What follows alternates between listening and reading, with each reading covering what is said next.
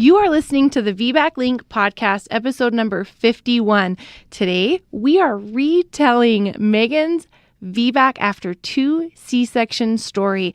Guys, if you heard it before, you're going to want to hear it again because it is truly amazing and inspiring. And for all of you that have had more than one cesarean, you're going to be able to relate to her and pick up all these nuggets along the way to carry with you to your own births. You are tuned in to the VBAC Link podcast with Julie Francom and Meagan Heaton, VBAC moms, doulas, and educators here to help you get inspired for birth after having a C-section.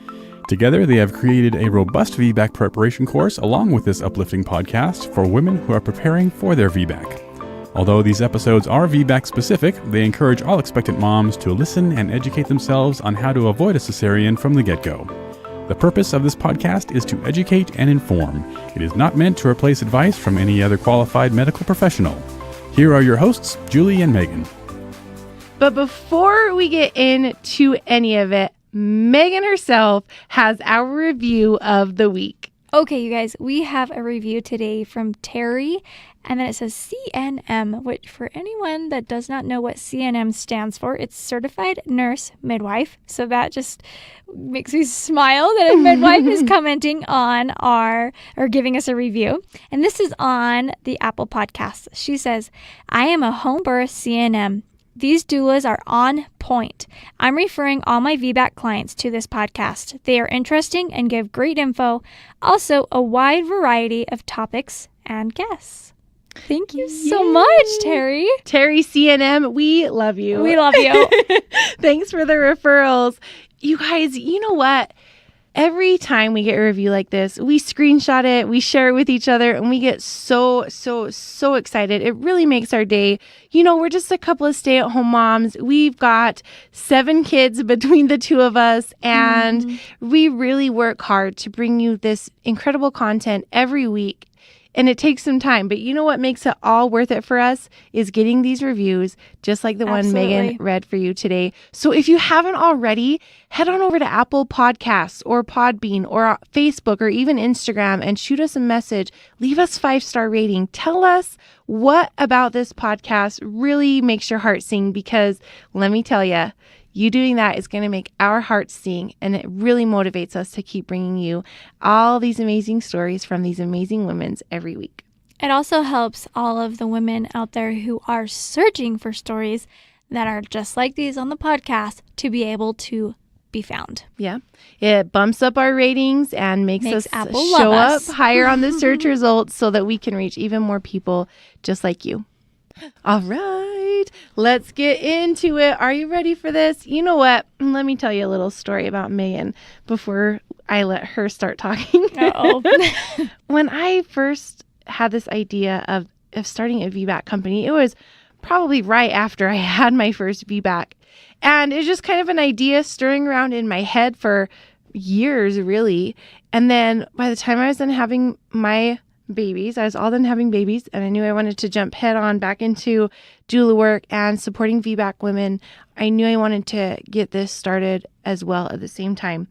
And I knew I wanted a business partner, and Meagan's name instantly came to my mind, and I was like really kind of scared to call her. I'm like, Meagan and I, we'd known each other in the doula community. We'd been to like ICANN meetings together and things like that. And so we knew each other. But I even donated some of your sitz bath. Or actually, you bought it for me. I bought you some Epsom She bought me some Epsom salt bath before my Because if you didn't know, magnesium. Yes. What? So I reached out to her. She was killing it in the doula world. She had been, she'd rocked her VBAC after 2 C-sections by this point. And it was just an incredible human and an incredible doula and an incredible mom. And I was so nervous to approach her about this, because if it wasn't her, I didn't know who else I would want to be on this journey with me. And so I took her out for chocolate cake to sweeten the deal a little bit. And she said yes. I feel like I know what a man feels like when he proposes to his future wife, right? I'm like, oh, she said yes. She said yes. She made me wait a week, though. I did make that you was wait. rough. I went on vacation, you guys, so Yeah, it was just not on my mind. Yeah, no, but yes, it's been a real journey and an incredible ride with her. And before, even though like it was my idea at the beginning, like to do all of this, I feel like right now it's like our company. Like I couldn't imagine this being anywhere near where it is right now if it wasn't for her. And so I feel like it's gone from me to we. Pretty couple little bumps along the way, but we're here and it's been incredible. And awesome. Before I turn this into the I Love Meagan show, even though I do love Meagan, I'm going to let her share her VBAC after 2 C-sections story with you. And then we're going to talk a little bit about some statistics surrounding VBAC after multiple cesareans. Well, thank you for making me blush over here. And the feeling is mutual. I absolutely love working with Julie and being here alongside with all of you. This has just been an amazing journey.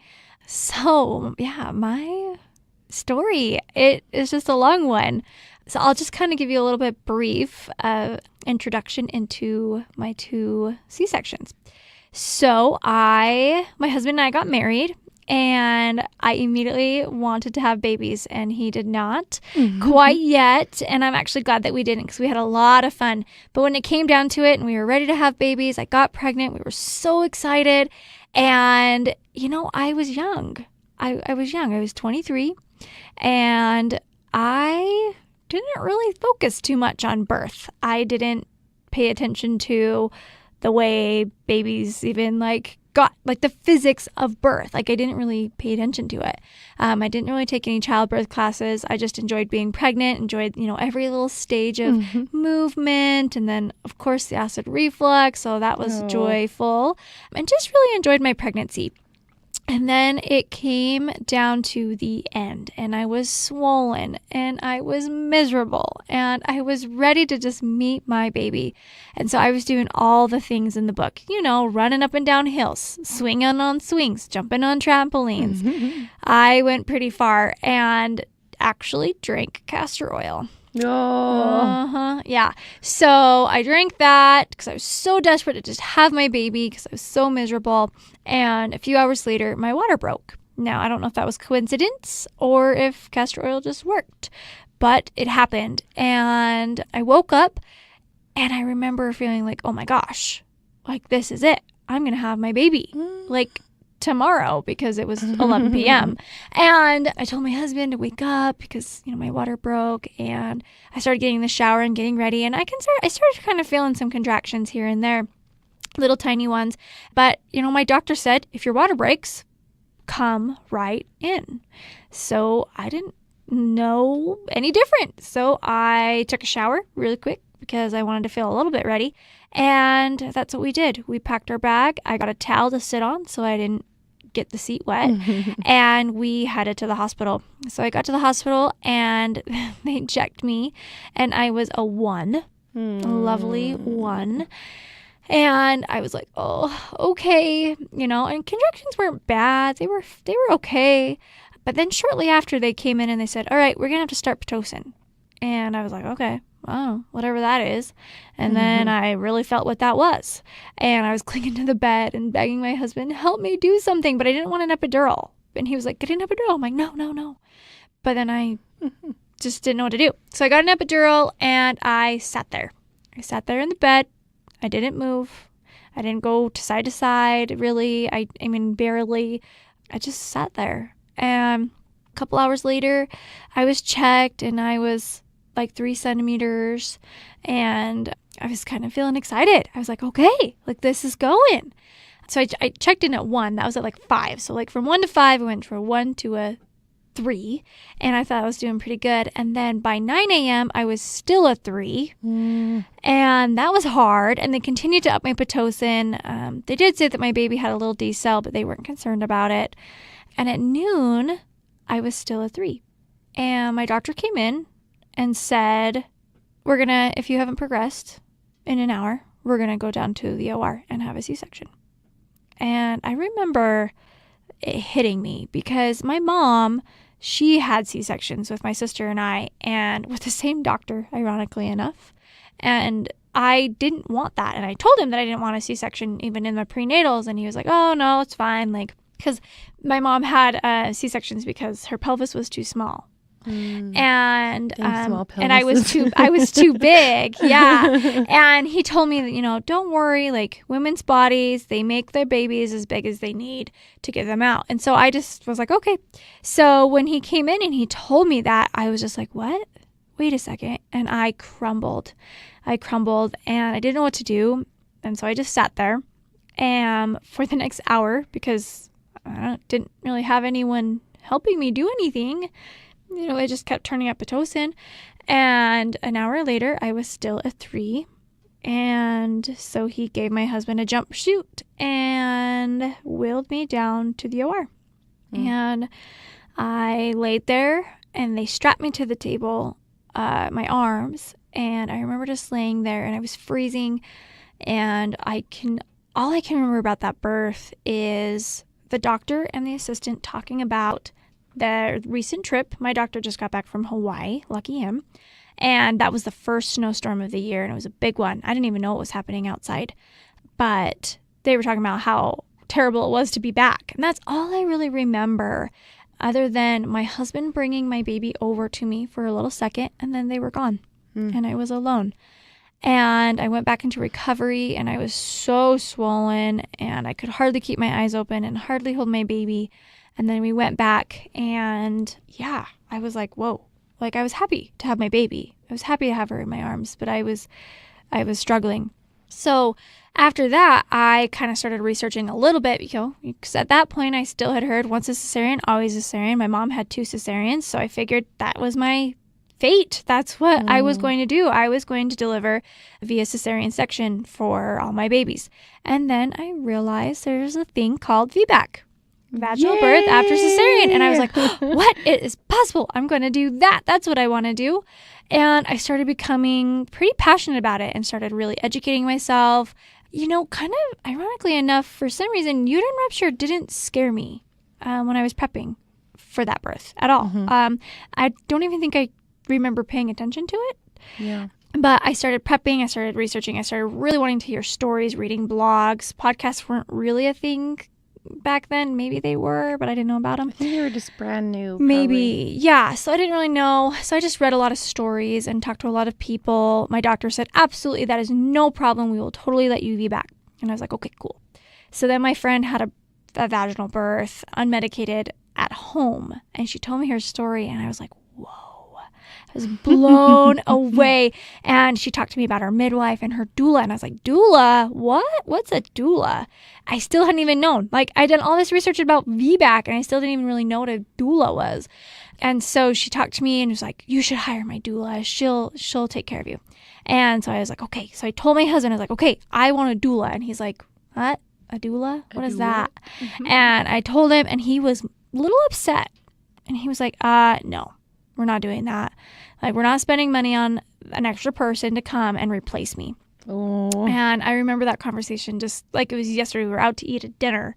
And I was like, what? Wait, no. It's not like that. It's not like that. And he was totally turned off to the idea, and he just didn't understand. And so later on into my pregnancy, I was 38 weeks, like 2 days. And he's like, hey, I have a business trip that I have to take.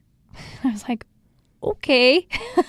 So he left. He's like, it's fine. You're not going to have your baby. And the day he left, I started losing mucus plug. And I was like, oh, something was happening. And he's like, no, like, you'll be fine. And I was like, okay. And then the next day, my water broke again. No contractions this time. And so I called him and told him, well, you better come home because we're going to have a baby.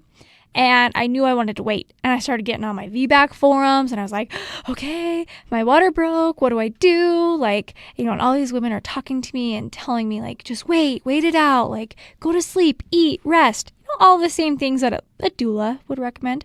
And I was like, okay, all right. And so that was at like 3:00. And the day continued. And finally my husband got home. But right before that, I was like, okay, I'm just going to start pumping. I'm just going to see if I can get this these contractions going? And so I was like, ooh, I actually think I'm starting to feel something. So I started pumping and getting some contractions and was really excited. And then a big gush happened, just all over the floor. I mean, like in the movies, like whoosh, all over the carpet. And then footprints, wet footprints all the way on the floor. And my cousin was with me and she's like, oh boy. And so contractions kind of started a little bit after that. And so I took a shower and waited for my husband and kept, kind of texting. And it was March, and so it was a little warm outside, and my mom went with me around the block, and she kept saying things like, oh, you're going to have a dry birth. It's been so long. And I was like, dry birth? I don't even know what that is. And she's like, what if the hospital doesn't have room for you? And then my husband got home, and he was like, why are you at the hospital? And so I started getting a lot of pressure to get to the hospital. And I didn't have a doula or anything. My cousin was with me, but she kind of didn't feel welcome, I guess, because of the outside pressure that was coming in, if that makes sense. And so she left, and we all got in the car, took my daughter, got to the hospital, confirmed my water broke, and they're like, okay, you're going to stay here. I was like, okay. I requested a doula, guys, I love doulas, apparently.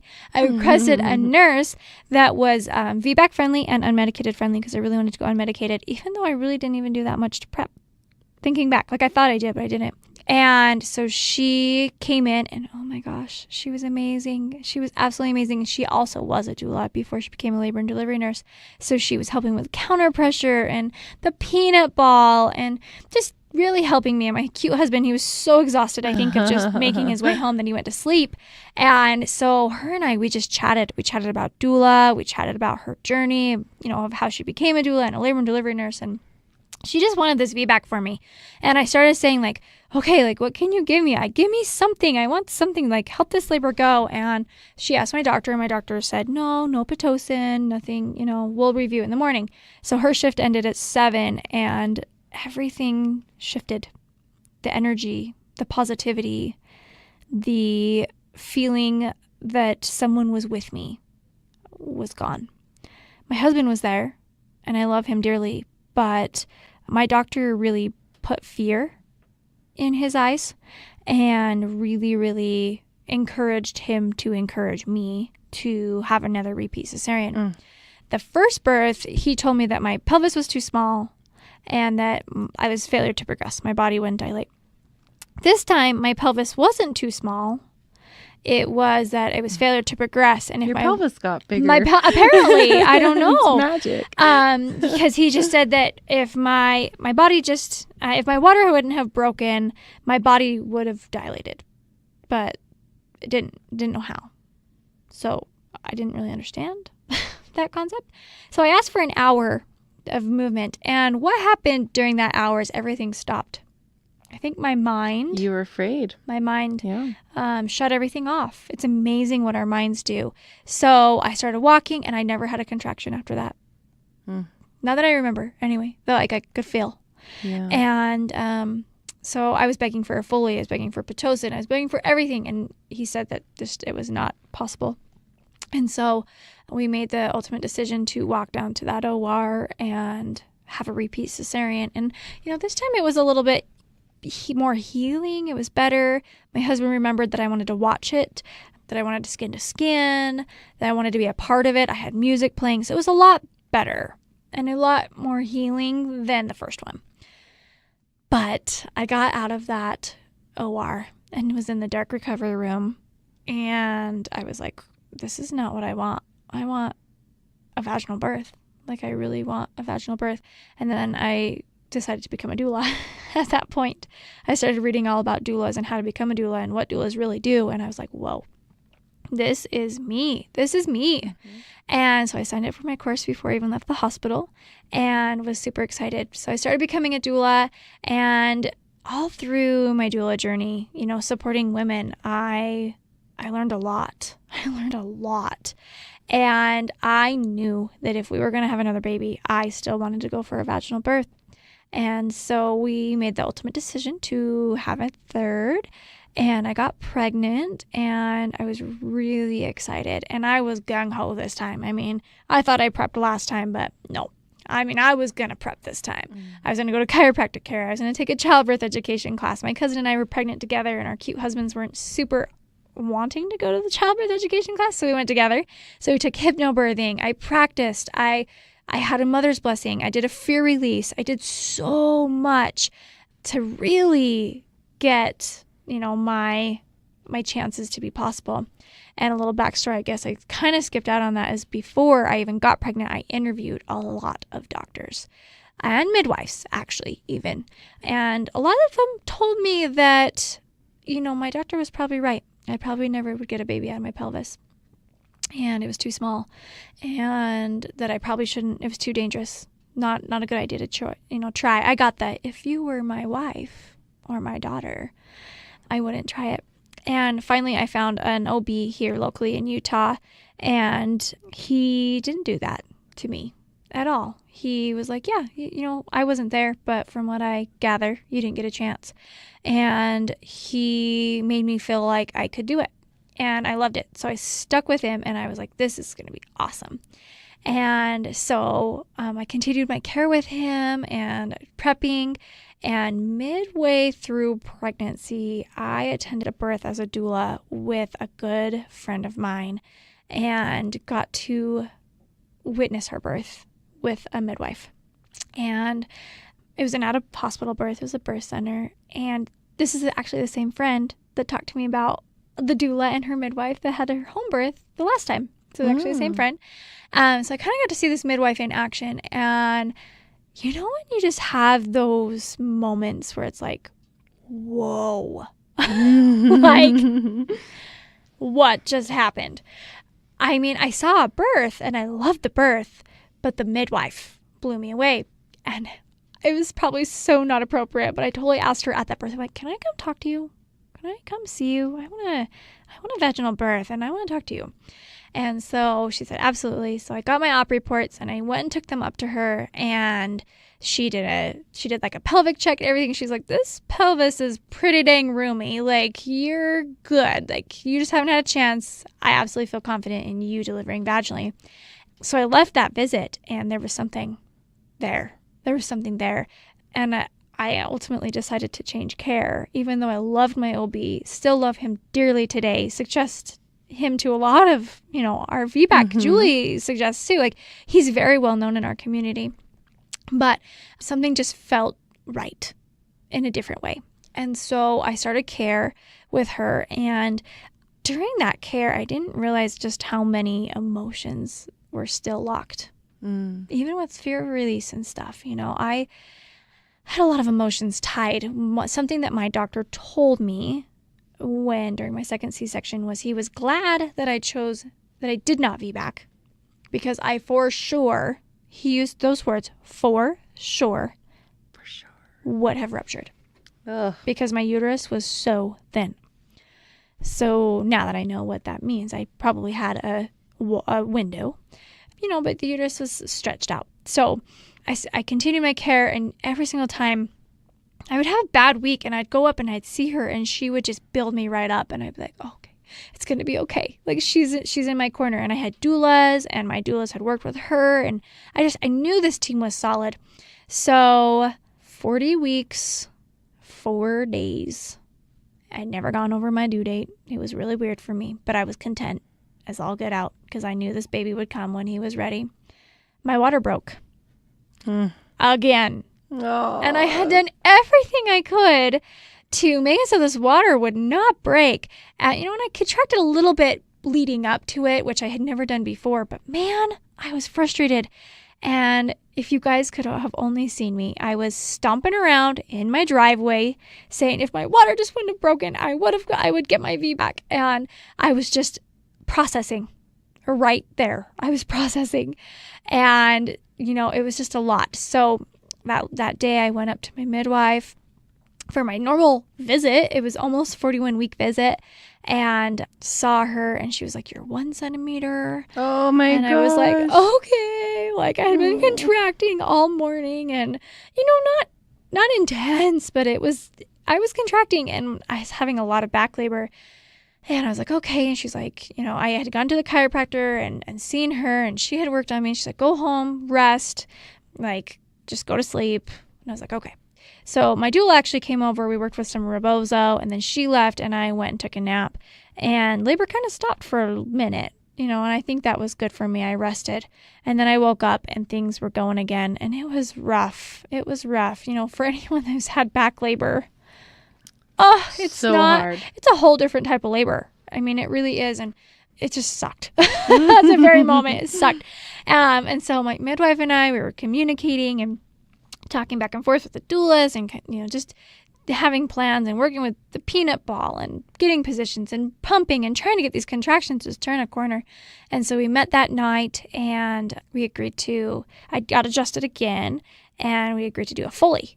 And I was like, yes. And I was 2 centimeters at that point. Yay. So I was like, okay, you're going to do a Foley. This is going to help me. Like, I was so excited. And so I laid there, I got the Foley, and I went home, and I was really excited. And then I had to pee really bad. And so I went in, and I sat on the toilet, and guess what happened? Your Foley bulb fell out. Freaking popped. Oh. Yeah, it popped. And I thought to myself, well, dang it. Oh, no. And then I stopped, and I thought, and I said, you know what? It's not the way. It's not the way I need to dilate. For whatever reason, wasn't the way I needed to dilate, but I needed to continue going. So I continued and laboring, and it was just a fun night, a fun night. If anyone hasn't heard about my lovely husband's episode, Tell him. Call him out. back in the husband episode.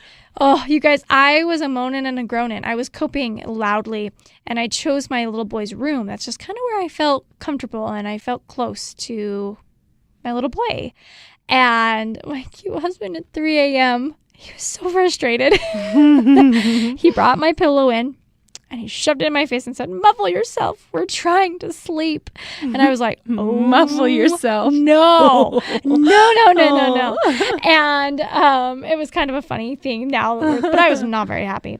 So I continued, and the sun was about to come up, and my cousin and I were together, and we went for a walk around the block, and there was something that shifted. Something shifted on that walk, and I was like, oh my gosh, like I've never experienced this, and I was really excited, and I had all this motivation. And so we text my midwife and my doulas, and we all made a plan to meet at the birth center at 9 a.m. And we're like, okay, this is gonna be good. And I was like, I'm gonna be dilated, and I'm gonna be having this baby. It's gonna be good. And so we got there, and we went into the room, and something that Danielle knew so much about me is I get stuck in my head big time. And I almost tried to doula myself but I couldn't even doula myself. I was just so stuck in my head. So she checked me, and she was like, okay, we're going to go upstairs, and we're going to have a baby. And I was like, what? Really? And I was like, what am I dilated to? And she was like, don't worry about it right now. We've got some work to do. It's going to be okay, but we're going to go upstairs, and we're going to have a baby. And I was like, okay, all right. Yeah. And so we went upstairs, and I'm laboring, and I'm doing my thing. And I remember walking around the corner, and my midwife had this smile on her face, and she flashed the number 4 at me. And I was like, oh my gosh, I'm 4 centimeters? I've never been 4 centimeters before, ever. And I was like, oh my gosh, I'm doing it. But so many women would probably be like, I'm only 4 centimeters? It has been almost 2 days. And, 24 hours over that. Oh my goodness. And I was like, I was just elated. I was so excited. And so we just went in, and we just kept laboring, and we were going, and my doulas were there, and we were doing abdominal lifts, and we were doing rebozo, and we were doing peanut ball. And I was just needing a lot of counter pressure. I was very needy. My husband's right. I was needy. I had a lot of hands on me. And there was a moment that, I had 4 people's hands on me. No, 5. I had 5 people's hands on me. And I was just like, I need more. Oh my gosh. And my doula said, why don't we get a change of scenery? Let's go outside. And, it's in July. Actually, it was July 1st at this point. Yeah. And I was like, okay. So we went outside, and I sat on this peanut ball, and we did some abdominal lifts, and I leaned back into my doula's arms, and my husband was there, falling asleep on my leg, and my other doula, I had many doulas. I tell you, I was needy. And my other doula was giving me water, and then I had my other friend and my doula taking pictures, and my midwife was checking on me, and all I could do was focus on this sycamore tree that I was under. That's all I could focus on. And it was sick.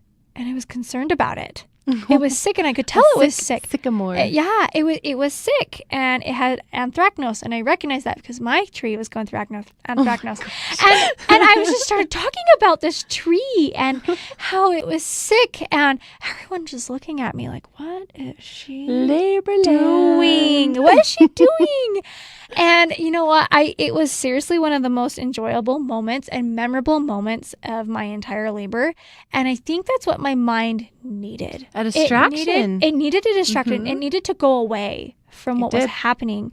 And I loved it. And everyone was like, she is out of this world. Like, what is she talking about? But I needed it. And so we went back inside. And we walked up the stairs and, kind of doing like mile circuit, walking up the stairs sideways, getting the hips moving.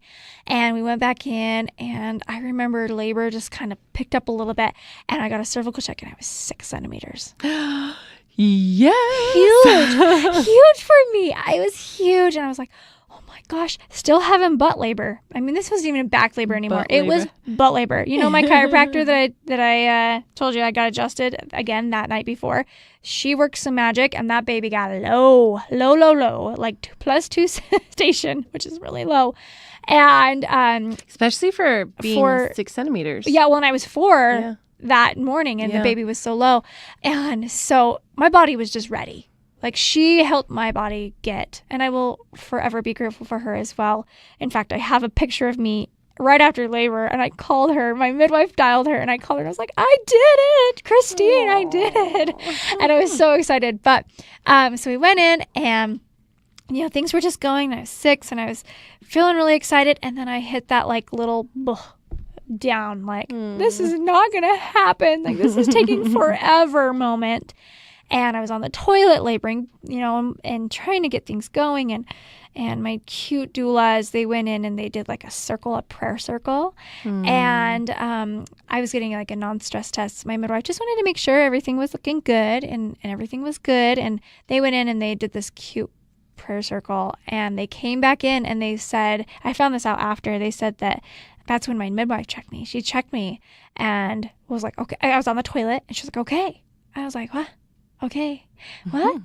And like, she walked away, and she brought a birth stool in, and like, I mentally knew what that meant. I had seen it before, but it couldn't have been.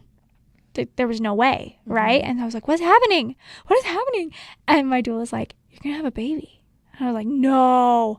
And my midwife like invited me over to the birth stool, and she was like, let's have a baby. She's like, you're gonna have a baby right now. And I was like, what? Yay. And so they set me up, and I sat on this stool, and I had everyone surrounded me, and my husband was behind me holding me. And I just remember looking down at my midwife, and I was like, this is happening. And she's like, okay. She's like, you're going to push. I was like, okay. All right.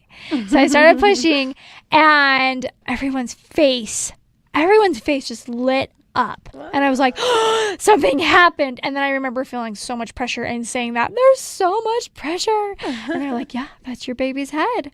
And so the next contraction, I pushed again, and my midwife said, Meagan, grab your baby's head. He's right here.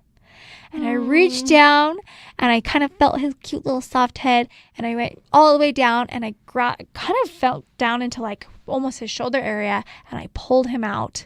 Aww. And I brought him up onto my chest, and my husband was behind me, and he was crying. Yes. He doesn't cry. And I'm crying, and if you've seen the image, it's pretty raw. But I was like, I did it! And my doulas were crying, and my midwife was crying, and everyone was just crying. And I had him on my chest, and I just yelled out to... I'll never forget. I yelled out my doctor's name, and I said, screw you! That's all I wanted to say is I did it, and screw you to the doctor. Because I was like, yeah, I just did that. I just pushed this baby out of my vagina, and it was amazing. And so it was just an amazing moment. My husband was there, and I'm holding, and I remember I got to cut the cord, and that was pretty cool.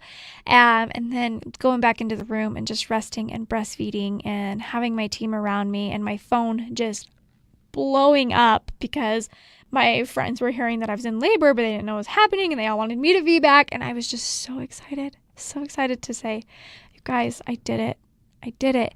And I wouldn't have been able to do it without my team that I had.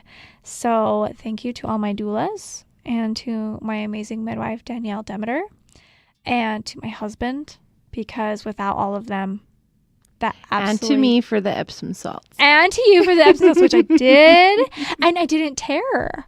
It had no That's tear. right. Had to be the salts. But guess what? I did soak a lot in that bathtub with the Epsom salt, and I loved it. So it was an amazing journey. It was an emotional journey. There was a lot that went into it. There was a lot of prep, and even during the moment. I mean, here I was looking at the sycamore tree. All I could do was talk about the sycamore tree. Sycamore. And there was a lot of stuff, and there was a moment where my midwife, she just hugged me, and she held on to me, and she whispered in my ear and told me that I was strong and told me that I was okay and that this was going to be okay. And I believed her, and everything turned out beautiful, and I wouldn't have changed anything at all. I love that story. I could just sit and listen to it all the time. And this is not the first time I've heard it, but I think every time I learn something new, like the sycamore tree. I had no idea, but like it makes total sense. Like just knowing you and how you operate and needing to get out of your own head. My and stuff. spacey brain. Well, sometimes that's just all you need. And me too. I'm like today we've been working really hard on a special project, and I just had to clean my house and like Marie Kondo my laundry and get everything ready. And it is so true though. Sometimes you just have to disconnect and get out of your head. And in labor, when things stall, or not really stall, stall's not the right word because you didn't stall, but like if things are progressing a little slower than normal, it was just slow. My baby was in the wrong spot. Yeah. We had to work hard to get him in the right spot. Yeah. So we had a poorly positioned baby. We had possibly some like mental hang-ups. Yeah. Yeah. And you have to work through all of those. So like not only is a physical preparation important, like for your body, okay, take care of yourself, chiropractic care, nutrition and exercise and all of those things. Make sure that your baby is in a good position, and make sure that your mind is healthy and strong and doesn't have anything that's going to hang it up or trigger it while you're in labor. And Meagan conquered lots of things through her labor, and she did it. And I'm so proud of her. Yeah. Yes. Thank you. But right now, I'm going to show you, we have up on the blog today, about five things that you didn't know about VBAC after 2 C-sections. Now, a lot of times people get scared. They're like, oh, I don't know how many times I've counted. If I had $1, like I'd be so rich. We'd be so rich. If you hear people in the Facebook groups or anywhere saying, oh my gosh, a VBAC after 5 C-sections or a VBAC after 2 C-sections, you have a 50% chance of rupture, or it's definitely not safe, or you have to be induced or have a C-section by the time you're 38 weeks, because if you get past that, then your uterus is going to explode. And none of those things are true. So scary, but it sticks with you. But it is scary. It does stick with you. And there's so many misconceptions about that. And so we're going to say 5 things. Like I said, it's on our blog, but we're going to go over them very briefly. If you want the full dish, then check out our blog, thevbaclink.com/blog. So fact number 1, your chances of a successful VBAC after 2 C-sections are similar to those after VBAC after just 1 C-section. Even ACOG's Practice Bulletin 205, they reference 2 large studies, and the studies show that VBAC after 2 C-sections is a reasonable option for most women, just like it is for 1. And an interesting thing is they cite that the success rates between the 2, VBAC and VBAC after 2 C-sections, vary by only about 2% or less, which means the total number of successes. So like if there's 68% chance success for VBAC, then there's 66% chance of success for VBAC after 2 C-sections. I hope that makes sense. Number 2, we already said it, I guess, is ACOG recommends VBAC after 2 C-sections as a safe option. And they've done that since 2010, P.S. Since That's 2010. 9 years. Yeah, it's been 9 years, but yet so many people are still kind of waiting to catch up to that. The third fact is choosing a repeat C-section does not eliminate your chance of rupture. What? Did you know that? It's the actual C-section itself that puts you at risk for a rupture. So a lot of times we think, oh, well, I have to attempt a VBAC in order for me to have a rupture. So if I just schedule a C-section, then it eliminates that risk. But guess what? It doesn't. And in fact, in one study, a published national data from the CDC shows that uterine ruptures rates happened in this particular year, higher rates of rupture in women that had scheduled C-sections as opposed to those who had attempted a trial of labor, which is really interesting. That is interesting. I have the report. It's in my arsenal of statistics. If you need that, then reach out to me. I'll actually probably link it in the blog. So, fact number 4, there are things that you can do to minimize your risk of uterine rupture. And that is waiting for, there's a whole bunch of them listed on our blog, but stay away from an induction unless absolutely necessary. And if it is necessary, start low and slow, nice and slow and gradual. Avoid Cytotec, misoprostol completely. That's going to quintuple your risk of rupture rate. Actually, it's pretty scary. In fact, most doctors should know not to use that by now. But avoid excessive intervention. Stay mobile.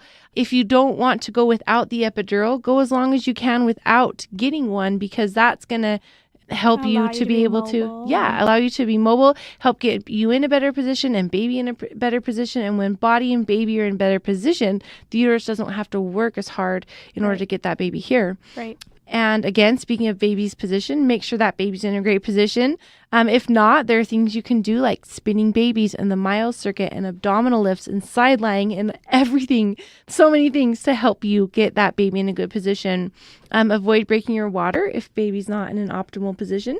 And have attentive labor support with you all of the time. This means from a doula or somebody that knows what normal birth patterns look like. Yep.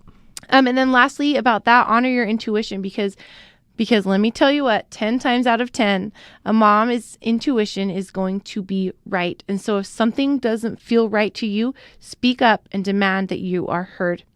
And then the 5th fact about VBAC after 2 C-sections is that the risk for rupture is still incredibly low and maybe even the same as a VBAC after just 1 C-section. Now, there's a limit on a lot of VBAC after 2 C-sections research. The limit to those studies is that there's almost no controls for Pitocin or use of other drugs or interventions. And they might play a significant factor, but nearly all of the VBAC after 2 C-section studies that exist actually aggressively use Pitocin and other interventions for more than half of their participants. Isn't that insane? Wow. Right? So when you're looking at a study and then you're aggressively using Pitocin, that could impact the chance or the amount of women that rupture. So it's really impossible to know for sure what the true underlying rate of rupture is in VBAC after 2 C-sections, although it seems very likely that the average rupture rate of VBAC after 2 C-sections is at the most 1.4%, and that is cited in the ACOG bulletin number 205. So it could also be, like I said, drastically reduced by inducing less, inducing only when the cervix is ripe and when induction is truly needed, and using drugs that intervene a lot less.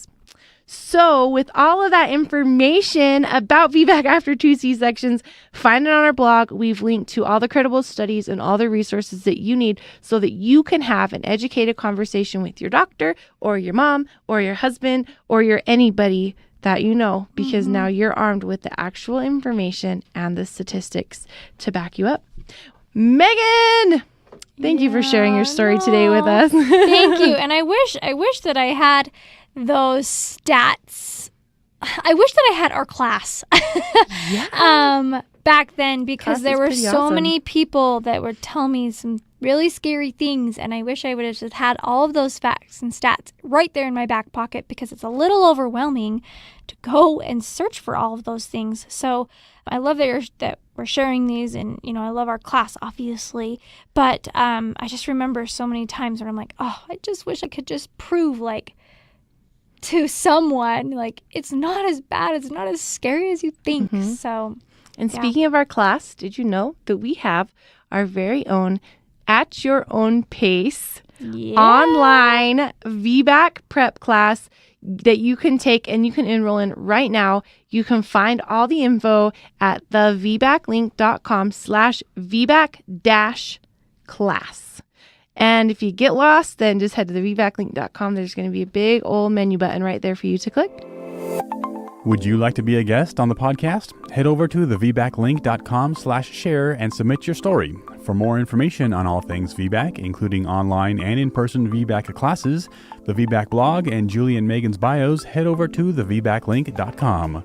Congratulations on starting your journey of learning and discovery with the VBAC Link.